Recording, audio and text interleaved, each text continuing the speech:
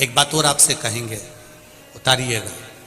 जिसके शरीर में सफेद चमड़ी पड़ने लगती है, चर्म रोग हो जाता है, या चेहरे पर आंख के पास में पूरा कालापन आ जाता है, उसको हमेशा याद रखना है, लाल चंदन का लेपन पीपल के पत्ते पर करिए। काय पर करना है? पीपल के पत्ते पर लाल चंदन का लेपन करिए। लेपन कर कर सोमवार की अष्टमी के दिन उसको लेपन कर कर वापिस निकाल कर शंकर भगवान पर उसका धीरे धीरे त्रिपुंड बनाकर लेपन करना प्रारंभ करिए।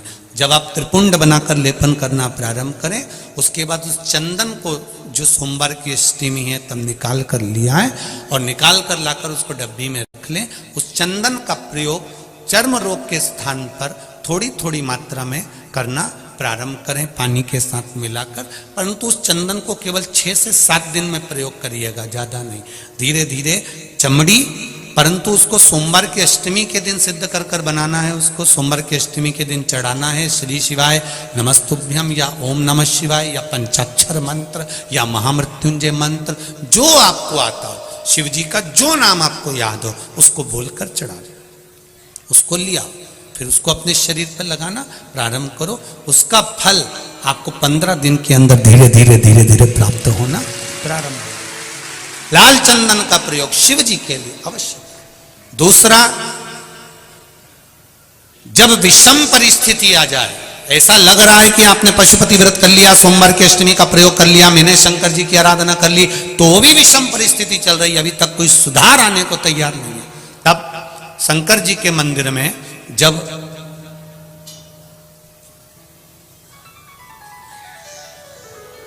बेलपत्र चढ़ाने के लिए आप जाएं, तब प्रयास करिएगा कि बेलपत्र को, अशोक सुंदरी का स्थान सबको मालूम है ना?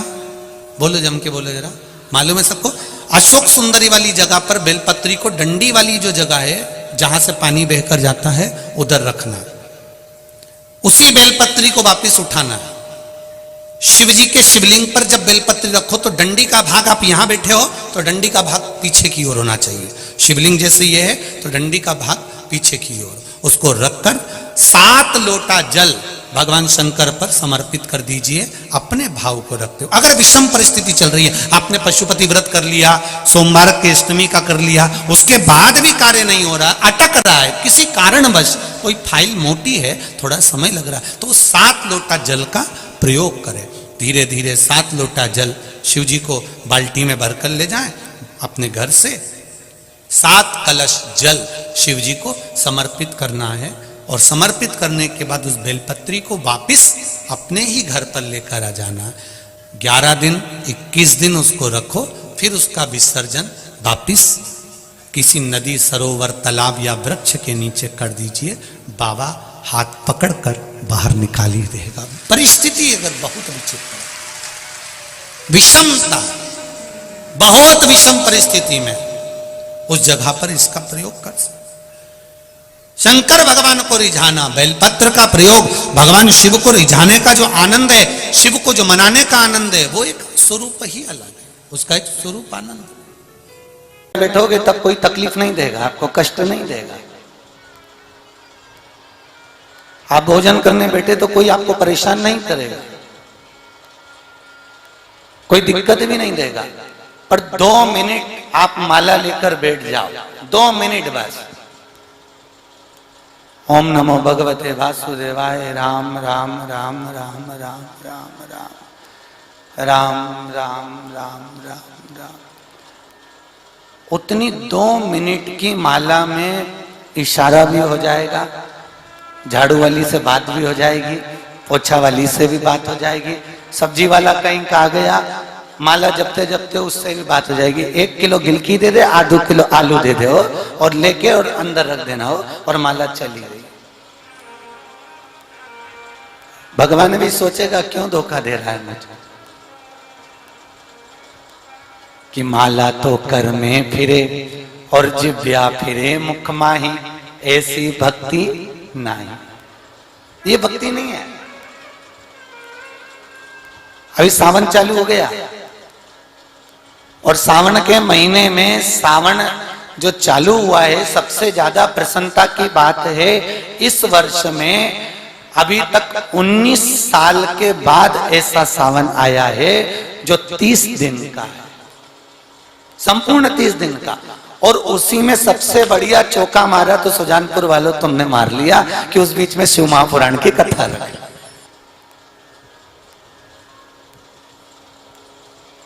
कौन से दिन से चालू है? और सबसे बड़ी प्रसन्नता की बात है, श्रावण भी करने वाले अलग अलग, कोई पूर्णिमा से श्रावण को प्रारंभ करता है, कोई अमावस्या से प्रारंभ करता है, पर अपने उत्तराखंड में, जम्मू कश्मीर साइड, पंजाब साइड, इस क्षेत्र में श्रावण संक्रांति से संक्रांति तक का होता है।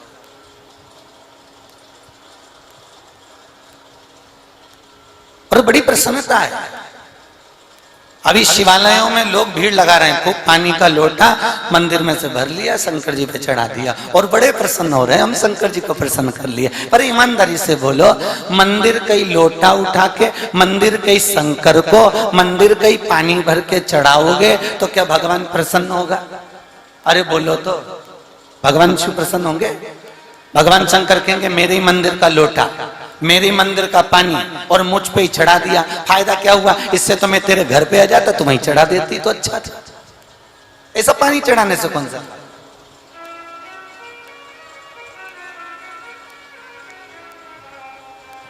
शिव कथा कहती है घर में जाइए और घर में से एक लोटा पानी, एक कलश जल भर कर लेकर जाइए और उस जल को शंकर जी को समर्पित करिए तो भगवान शंकर प्रसन्न होते हैं। ना कि मंदिर का लोटा उठा के मंदिर का पानी भरकर मंदिर के ही शंकर को चढ़ाने पर शिव प्रसन्न नहीं होते।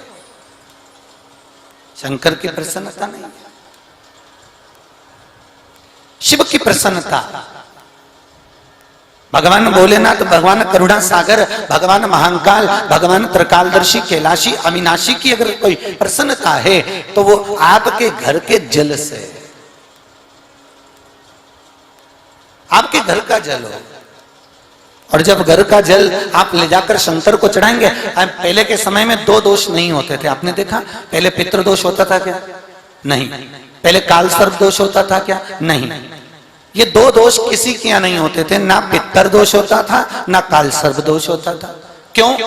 क्योंकि पुराने समय के लोग, पुराने समय के जो वृद्ध माताएं होती थी, बूढ़ी बूढ़ी माताएं होती थी, वृद्ध लोग होते थे, वो क्या करते थे? पुराने समय के लोग अपने घर के मटके में से, अपने घर के हंडे में से, अपने घर के मटके में से, अपने घर के घगरे में से लोटा भर के पानी भरते थे और ले जाकर शंकर को समर्पित करते थे। तो घर का जो मटका होता है, घर का जो परिंडा होता है, घर का जो हंडा होता है, ये पितरों का स्थान होता है।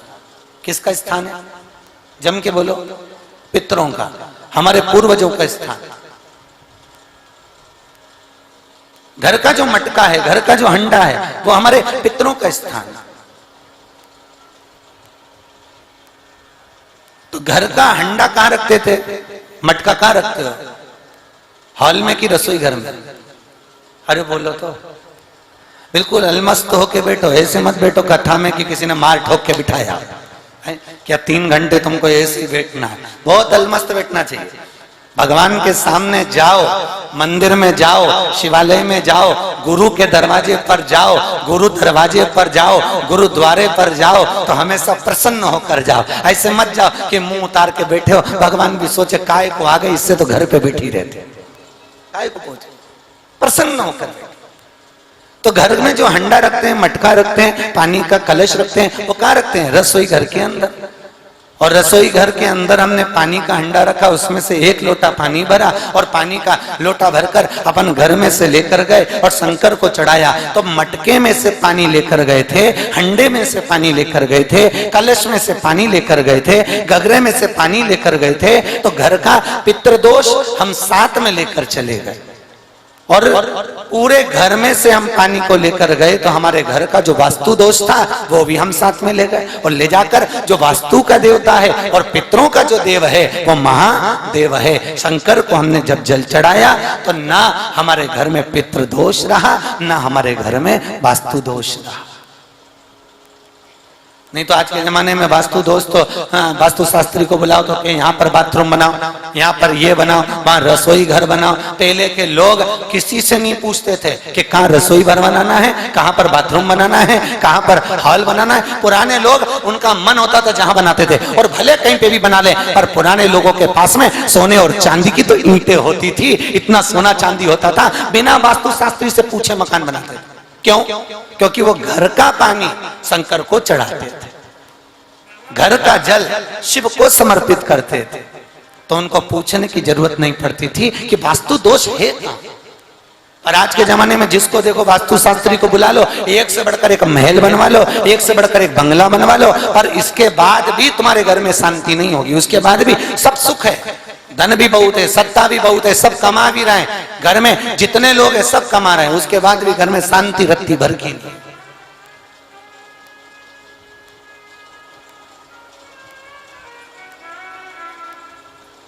शांति रत्ती भर। क्यों? क्योंकि हम अपने आप में दुखी हैं, हम अपने आप में सुखी हैं ही नहीं।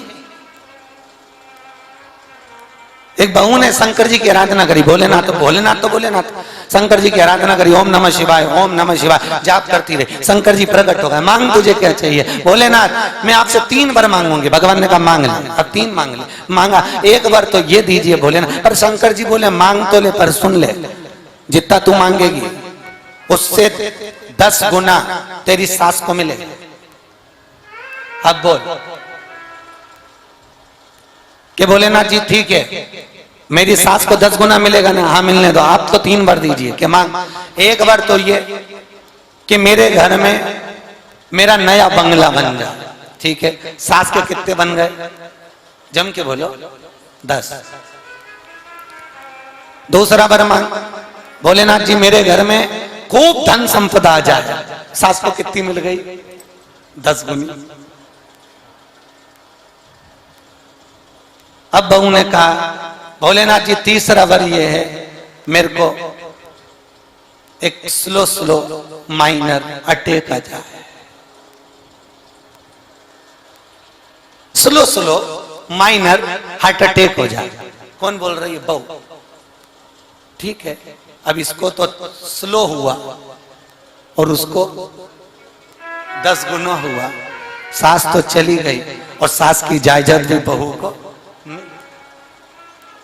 अब इसके तो जरा सा, उसको 10 गुना। हम सुखी कहां? पूरी दुनिया की वस्तु में हमने सुख देखने का प्रयास किया पर हमको सुख नहीं मिला। भाई शिव महापुराण की कथा कहती है, हजार हजार श्रीमद् भागवत कथा का रसपान कर लीजिए। हजार हजार श्रीमद् भागवत कथा श्रवण कर लीजिए, हजारों हजार राम कथा को सुन लीजिए, हजारों हजार बार गीता का स्मरण कर लीजिए, और एक बार जीवन में शिव महापुराण सुन लीजिए, सबका लेवल बराबर हो जाता है। अच्छा बोलो सुजानपुर वालों, शिव पुराण सुजानपुर में कभी हुई? अरे बोलो तो नहीं, पहली बार है। आप लोगों को धन्यवाद देना चाहिए स्वामी विवेकानंद समिति को। एक बार जोरदार ताली बजाओ इनके लिए कि समिति ने कम से कम श्रावण महीने में शिव महापुराण की कथा तो रखी है। ये सुख तो मिला है।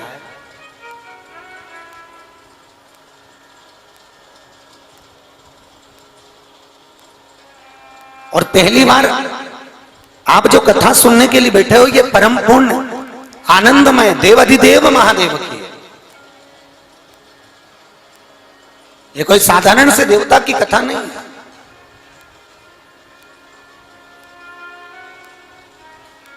ब्रह्मलोक के देवता है भगवान ब्रह्मा, और बैकुंठ के देवता कौन है?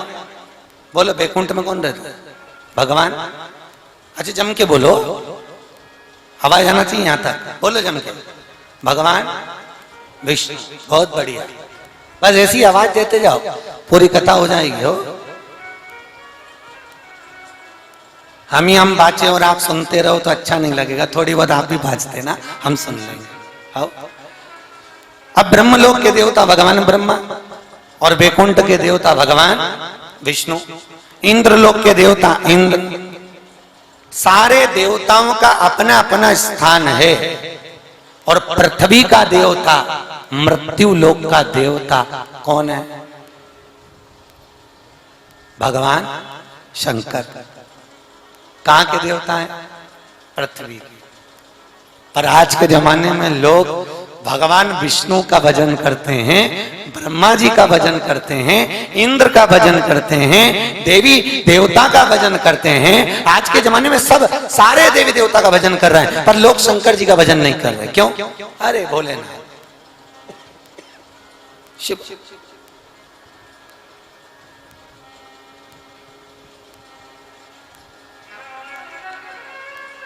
भगवान नारायण का भजन करा, क्यों? क्योंकि नारायण का भजन करेंगे तो हमें जल्दी से भगवान वैकुंठ दे देगा। ब्रह्मा जी का भजन करेंगे तो भगवान खूब धन दे देगा।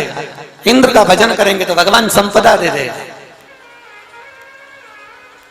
पर भैया, मृत्यु लोक का देव है महादेव। तो सबसे पहला भजन किसका जरूरी है? अरे बोलो तो, महादेव। सबसे पहला भजन जरूरी है महादेव का, क्योंकि मृत्यु लोक का देव महादेव है। और पृथ्वी पर रह रहे हो और भोलेनाथ का ही भजन नहीं करो तो शंकर जी को अच्छा लगेगा? अच्छा ईमानदारी से बोलो, तुम रोज पड़ोसन के पांव पड़ो, पड़ोस में काकी आए तो उसको प्रणाम करो, पड़ोस से चाची आए तो उसको नमन करो, पड़ोस से कोई काकी आए तो उसको नमन करो, और घर में सास बेटी रह जाए और उसको कभी पांव नहीं पड़ो, तो सास को बुरा लगेगा कि नहीं लगेगा? बोलो तो सही, लगेगा ना बुरा? कि मैं घर में रहती हूँ, मैं इसके साथ में रहती हूँ, मैं इसकी सास हूं और ये मुझे प्रणाम नहीं कर रही, ये मुझे नमन नहीं कर रही।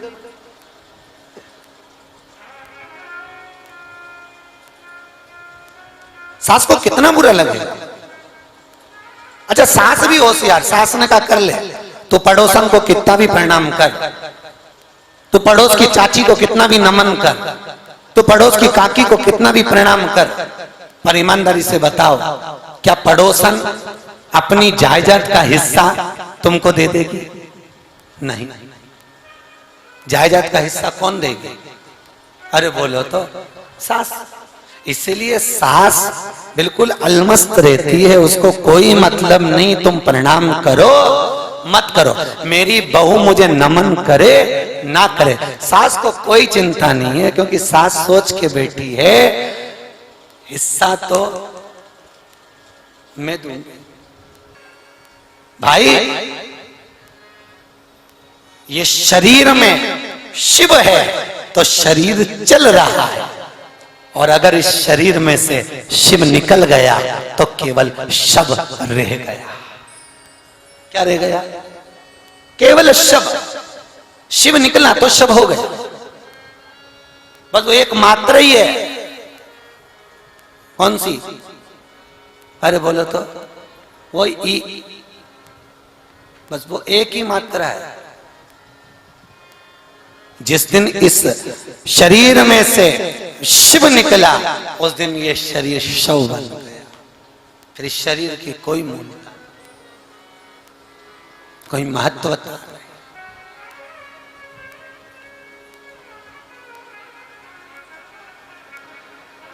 बोलो हर हर महा। आवाज नहीं आई। भगवान विष्णु वैकुंठ में बैठते हैं, ब्रह्मा ब्रह्मलोक में बैठते हैं, सबसे ऊंचा बैठता है, बहुत ऊपर। अमरनाथ जी में भी ऊपर, कैलाश पर भी ऊपर। अब ईमानदारी से बोलो, जो ऊंचा बैठता है वो ऊंचा सुनता है। अब तुम इतने धीरे से बोल रही हर हर महादेव, भगवान सुनेंगे? अच्छा जम के बोलो हर हर। ऐसे जम के बोलोगे तो आवाज पहुंचेगी। पानी की टंकी पे कोई बैठा है, ऊपर बिल्डिंग पे कोई खड़ा है, और तुम नीचे से आवाज लगा रहे वीर सिंह वीर सिंह वीर सिंह को आए, जम के बोलना वीरिया, तुरंत नीचे जम के बोलोगे तो भगवान सुनेगा। धीरे धीरे बोलोगे, भगवान कहेगा बुला रही होगी, किसी को बुला रही। शिव कृपा। भगवान शंकर जैसा दानी नहीं है। शमशान में बैठा है, कोई सामान नहीं। राम जी की सेवा में थोड़ा सा मिठाई भी चाहिए, ठाकुर जी की सेवा में थोड़ा सा मक्खन मिश्री भी चाहिए, देवी जी की सेवा में थोड़ी सी लाल चुंदड़ी भी चाहिए, और भोलेनाथ जी को क्या चाहिए? बोलो तो, एक लोटा पानी। शंकर जी कह रहे हैं वो भी नहीं हो तो मत आ। शंकर जी कह रहे हैं पानी भी नहीं है तो मेरे मंदिर में अगर आ रहा है 3 बार ताली बजा दो। शंकर जी कहते उसमें भी मैं राजी हूं, और अगर ताली भी नहीं बजा सकते तो मुंह से बम बम भोले बोल लो, उसमें भी मैं राजी। कौन सा ऐसा देवता है जिसको चढ़ा चढ़ाया सामान वापिस चढ़ जाए? मेरे बाबा भोलेनाथ पर बेलपत्री कोई चढ़ा कर गया हो, उसी बेलपत्री को उठा लो, धो लो, फिर चढ़ा दो, शंकर जी स्वीकार कर लेते। अच्छा कितना सरल है ना, कितना सरल। सबसे जल्दी राजी होता है कौन? अरे जम के बोलो, महादेव बहुत जल्दी राजी।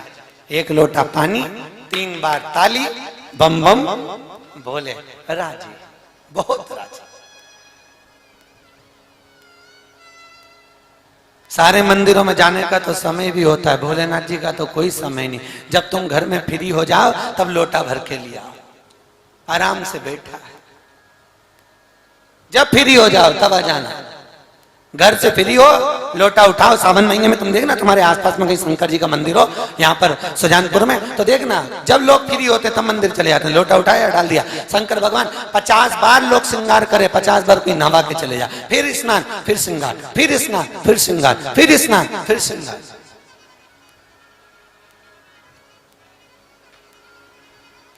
पार्वती जी बोलती, भोलेनाथ जी लोग इतना सारा पानी चढ़ा चढ़ा के जाते हैं, तुम कुछ कहते नहीं हो? शंकर भगवान बोले जिसके पास जो होगा वही तो चढ़ाएगा। भाव का जल, श्रद्धा और प्रेम का जल समर्पित कर कर अगर कोई जा रहा है, शिव कहते हैं मैं उसको स्वीकार करता हूं। शास्त्र कह रहा है अकाल मृत्यु वो मरे जो काम करे चंडाल का, और काल उसका क्या बिगाड़े जो भक्त हो महा काल का। काल क्या बिगाड़े? सहज सरल भाई।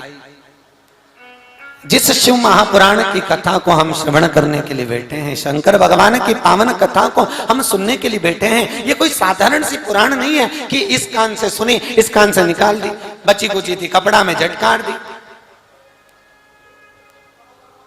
ये वो भगवान शिव की कथा है जिस कथा को श्रवण कर कर जीव परमात्मा की भक्ति को और परमात्मा के आशीर्वाद को प्राप्त कर भगवान शिव के धाम में चला जाए। ये वो कथा।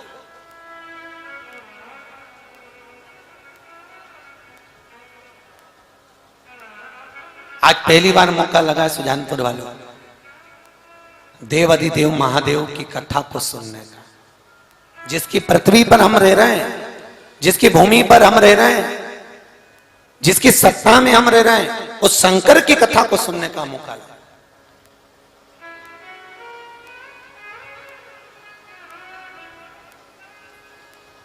और सबसे सरल देव है महादेव, उसको पाना भी सबसे ज्यादा सरल है, बहुत सरल। हम तो कई लोगों से कहते हैं अगर आप मंदिर में गए हो, शिव मंदिर में अगर आप नहीं जा पाए, शंकर जी के मंदिर में आप जल नहीं चढ़ा पाए, तो शिव महापुराण की कथा कहती है शंकर के मंदिर के सामने से निकल कर जाना, शंकर मंदिर के शिखर को देख लेना, तो शिखर दर्शनम सर्व पाप नाशनम। शंकर के मंदिर का केवल शिखर का दर्शन कर कर भी जीव सर्व सुख को पा सकता है। शंकर जी के मंदिर का शिखर देख लिया, बहुत कुछ मिला, केवल शिखर। उससे भी भगवान।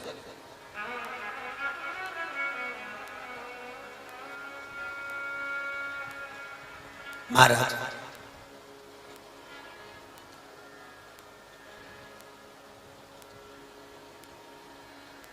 कितना सरल शिव और इतना सहज शिव, और वही शिव की कथा भी यही कह रही है, सरलता।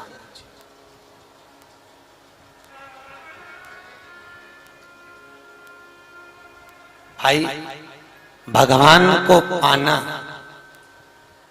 परमात्मा को प्राप्त करना दुनिया में सबसे सरल काम है। क्या? अरे बोलो तो।